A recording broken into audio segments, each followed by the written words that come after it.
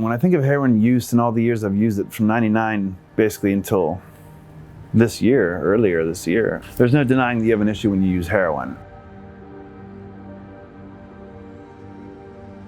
I was born 1980, Sharps Hospital, San Diego. My grandfather died before I was conscious of him, basically, and when I was 1 year old, and my parents took me back east to where he was from because he had left them a company, and so there's where I moved to Pittsburgh, where I lived for 21 years. From when I was about 8 years old, they had agreed to get a divorce after I graduated high school, and I just remember they would always be fighting after dinner. I'd eat dinner and then go back up to my room or whatever, and they'd be fighting, and I'd always think it was about me. I don't know why I always thought it was about me. It probably wasn't about me. Probably just has to do with me being a selfish human. I was semi-intelligent, but not with the smart kids, and not with the jocks, and not with really anybody. So I always felt weird as a kid, probably when I had no reason to really feel weird. I remember meeting some kids that were into smoking pot and drinking and stuff, and so I drank my first time when I was probably late 12s, early 13s. The kids that were bad and drinking and partying and doing stuff that we weren't supposed to do. And I'd say by the time I was 14, 15, I was trying to do other stuff. I experimented with cocaine and acid and mushrooms, and by the time I was 15, I became a raver. And the rave scene I was into for a number of years, and got into Ecstasy and all the rave drugs, Special K. I had strict parents. I was supposed to be home before dark and stuff, and I just rebelled and kind of said well, fuck you, I'm not gonna do what you tell me. I remember I got in trouble when I was 18 years old for the first time. My friend and I were smoking marijuana in his car, and we got pulled over in Pennsylvania where we were growing up at. He was on probation already, and so I agreed to take the blame for his pipe. So I got my first charge when I was 18 years old, and I got on probation, was getting P-tested and stuff. I remember I was still going to raves, and at first I had a probation officer that did not test me. He told me, just don't get arrested and we'll be cool, man. And I was perfect. I can go to raves and keep doing what I'm doing, and it won't really affect what I do for fun. I remember I went to a rave on the weekend, and on Monday I had to be there, just check in and usually leave. So I go in the office, and first thing I see when I come in is this man and this cup on the table. I'm fuck. Yeah, I tested hot, obviously, for ecstasy I had just taken that weekend, and so he gave me a firm warning and a little a written warning or something, next time you're screwed type thing. And that is when I found Special K, because they didn't drug test for Special K back then or whatever. And it's ketamine. It was a cat tranquilizer, or used as an anesthesia for babies, I heard in the past. I would get in K holes. I would do a lot of K, and to the point where women that I knew would take care of me. They would tell me stories about wiping snot off my nose and crazy stuff. And so I rebelled hard, and my parents lost control of me and kind of gave up. I was selling drugs and doing Special K, and I remember I was dating this woman, and my K use was something that she didn't like. So my first relationship that really got messed up due to drugs was at that point. She just didn't like the way I used K and the way I got in comatose states after using so much, so she didn't stick around long. I was already broken into needle use to a certain extent. I ended up doing heroin on the East Coast, which is powder on the East Coast, and I snorted it for the first couple times, and then quickly ended up using needles to shoot it intravenously. But when you think of heroin, you know how some drugs and alcohol is maybe I'm okay, I'm just doing a little bit of coke. Even sometimes cokeheads think, I hear them say that, alcoholics are I'm not that bad, but there's no amount of heroin that you can use and be I'm okay, just a little bit of heroin, well, some people would do it and fall back in their chair and foam with their mouth and have a bad experience and never want to use it again. That's a tranquilizer, so it's down just like heroin's down. That was my flavor of chemicals that I liked. So in 2001, my parents, the divorce started when I was 18, like they said they were going to do at the end of high school, and it lasted a couple years. So 2001 it finalized, and my mom was they sold the house in Pittsburgh, and my mom said, we're going to California. I'm gonna go to California. Do you want to go? And I was and so I got in the car with her. I got 5 Oxycontins for the 5-day car ride. I remember it was 5 OC80s that I had, and 1 per day to get out to California, and then I was gonna do whatever once I got there. And so I'm walking around this little ritzy town. I'm I don't think I'm gonna find heroin here. So I remember throwing my needle that I had in the storm drain, which now I probably wouldn't do because it goes into the ocean, but I didn't know that then. And so I got into smoking marijuana, and I just turned 21 the week I got there too. So I cross-addicted to alcohol and marijuana for 3 or 4 years. And that was okay, in my opinion, because I switched from a crazy drug where there's no fooling that you're doing some crazy drug to like weed and alcohol, which in my eyes wasn't that bad.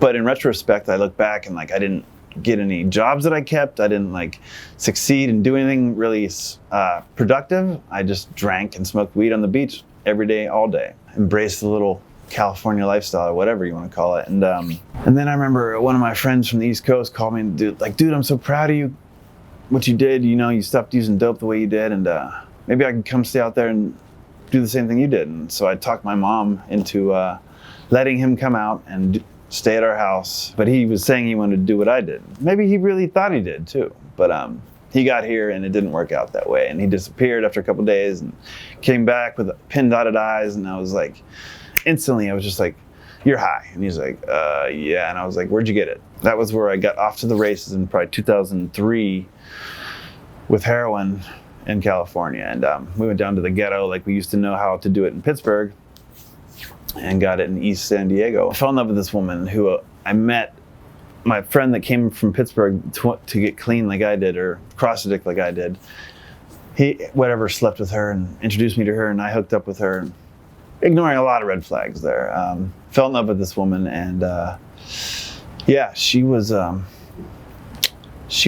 person that is kind of important to my story because I had a lot of resentment towards her because, yeah, she was unfaithful to me. And it's funny, I had never been unfaithful in my life before this woman. So I never really considered someone being unfaithful to me. And through our addiction and through me going to rehabs and through the people I introduced her to from my addiction that I had known, I introduced her to people that she cheated on me with, basically. And it broke my heart. Like, honestly, I thought I was in love back then, and whether it was just infatuation or whatever.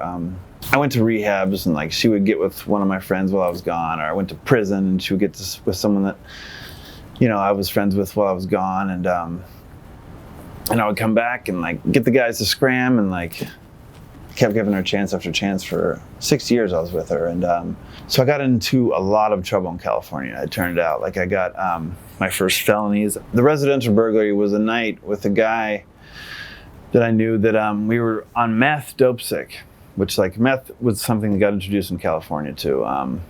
Yeah, so we were on meth and we were dope sick, and like, so we're going to try and get stuff, breaking into cars and going to unlock cars. And it seemed like a no-brainer. There was like a BMW and some street bikes in there, and we're like, all right, well, it's a nice neighborhood. So we just went into this garage and took stuff. And like, I remember there was a door to the house, and I like peeked in the house, and it was a kitchen right there. And like, you could see a hallway laid on down the way, and like, so my friend ran one way, I ran the other, and like I got to my car and waited for him.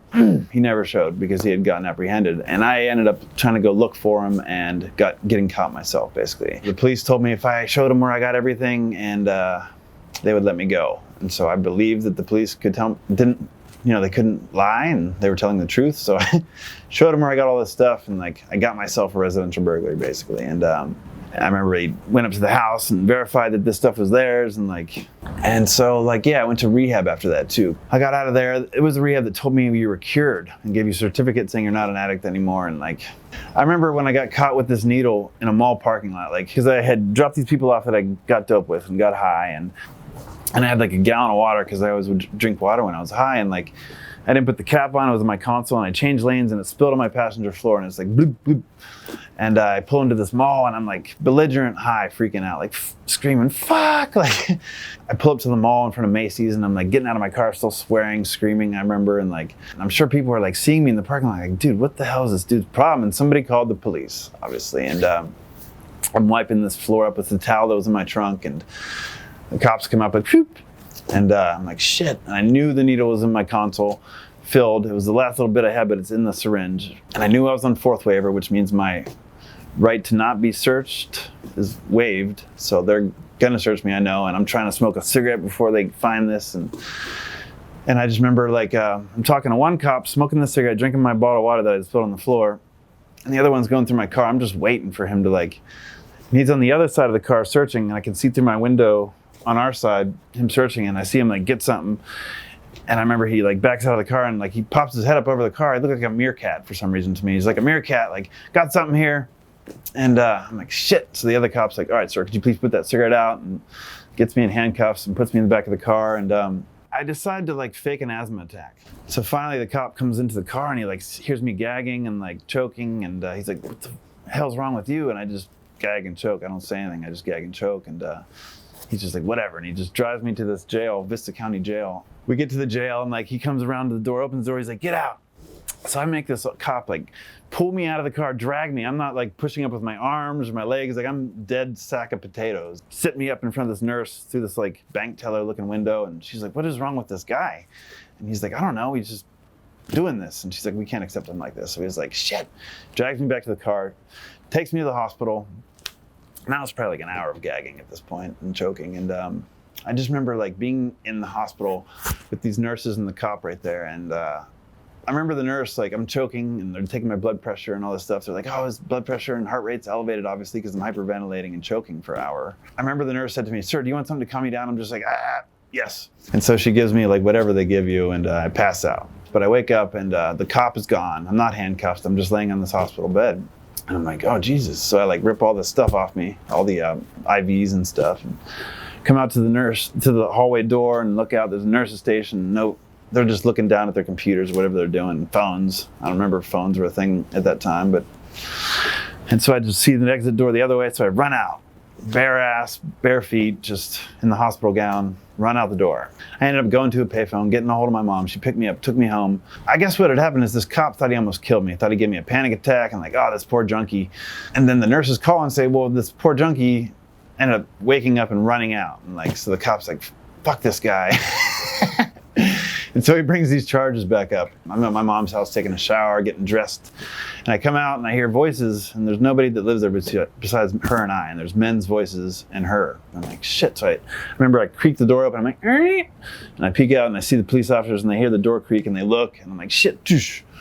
And there was nowhere to go. I was in the bathroom with a small window that I couldn't squeeze out. And so they asked me, we're either gonna take you back to the hospital or to jail, it's your choice. And I was belligerent, I don't remember this. And my mom says that I said, fuck you. And they like slammed me against the front door. And I was scared. Like, I'm not gonna sit here and tell you that I was like, I'm not like a jail guy. Like I didn't get the tattoos, it's just not what I did. And I read a lot of books instead of hanging out with the homies. And like, I remember the night I got out, they give you gate money when you leave prison in California. So I had $200, and so I took that to the bar and like got blackout drunk that night and woke up on the curb and my white shirt and white shoes were all messed up from the curb. And so I was off to the races pretty quick. And probably around that point is like the next time I went to rehab was the first time I went to rehab and got clean and like decided I was gonna try the steps. I'd probably been to 10 rehabs before this. And like, yeah, I got up to step 8, which was where I ended up quitting the program again. But like just getting into the steps the first time got me over a year, just like that.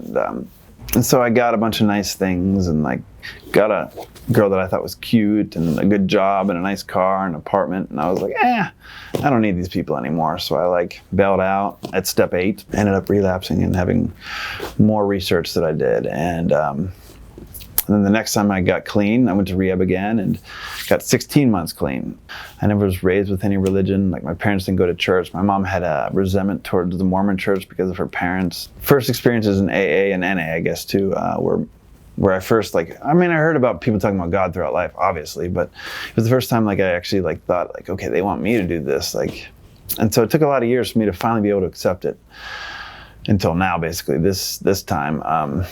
Like I would pray in the past, but I didn't really I was always looking for a burning bush. Like I would be in the shower and like going through some stuff and like do a foxhole prayer, like, God, if you're out there, like show me something. And like, that's just not how it ends up happening at this point for me now. I had a spiritual awakening in ABT actually, and my first real spiritual awakening. I prayed and like, I wasn't looking for this burning bush anymore. I was just looking for like anything. And like, I got like a whisper in my ear what to do basically. And it was lots of people that died and like lots of stuff that's happened. For me to be here, like I believe that there's some reason for me to be here and like God has looked out for me and God is looking out for me. More recently, like I worked my 4th and 5th step with my sponsor and I came up with all this stuff, which can be kind of self-deprecating to like write all this stuff that you did bad down. And so I got through it. He told me he'd fire me if I didn't finish in a week, but I took like 3 and he didn't fire me. But so I finally finished it. And so I did my 5th step with him, reading my 4th step to him. And And then at the end of it, well, he's sitting over there writing stuff down, first of all, when I'm reading all this stuff to him. And I'm like, what the hell is this guy doing? Like, making notes of my freaking crazy story? But no, he was actually writing down my defects, is what he was doing. I didn't know. And so I finished reading my fist up to him, and he tells me, okay, now go home and pray for an hour. For a guy that, like, he always was agnostic until rehab this time earlier, like, that would have been like something like, yeah, I'll go home and pray for sure. And I remember going home and praying and like being like, all right, God, did I miss anything? Like, if I missed anything, help me out. Help me remember, bring it to light for me. And as soon as I closed my eyes and like stopped that prayer, like just boom, boom, boom, boom, boom, just stuff started popping up that I forgot. Like me and some junkie friends in Pittsburgh before I moved to California had like manipulated some guy who was mildly retarded or whatever. We like ended up manipulating this guy and using his card, and he'd be in the passenger seat, and we ended up getting his ATM card, and we drained like $30,000 out of this guy's card, like me and a couple guys. And like for me to forget something like that was just crazy. Like rigorous honesty, what it does for me is it gives me integrity that I've never had. Like in my life, like I realized I've had integrity in certain situations. Like maybe with this person I had integrity, or at this job I had integrity, but life as a whole, I was always in some areas a liar or just not totally having integrity in my life. And like as addicts, like we beat ourselves up. I beat myself up.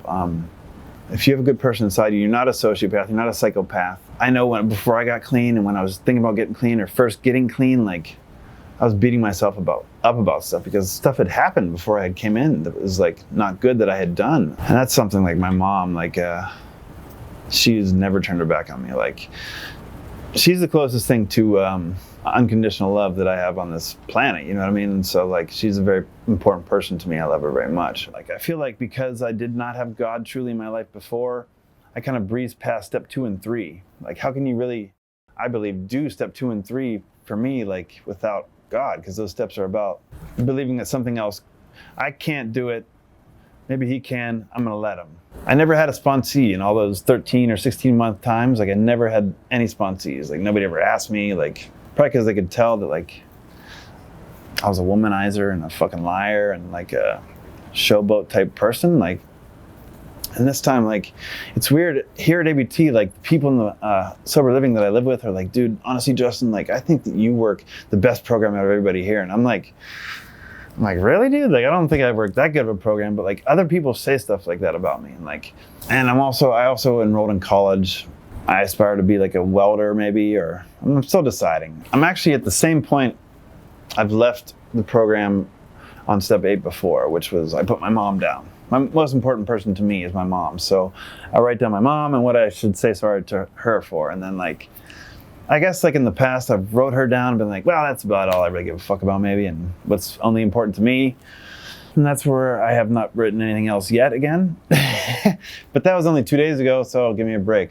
I had so many years of coming in and out of the program that like I was not willing to try the steps or get a God or do any of the things, get a sponsor even for a long time. And I just came in, went back out, came back in, went back out, got Hep C, went to prison.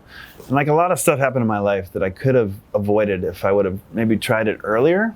So like if I could tell you any advice, that would be like, maybe don't take the same 10-year route that I took that ended up with many jail terms, Hep C, hurting my mom, putting gray hairs on her head.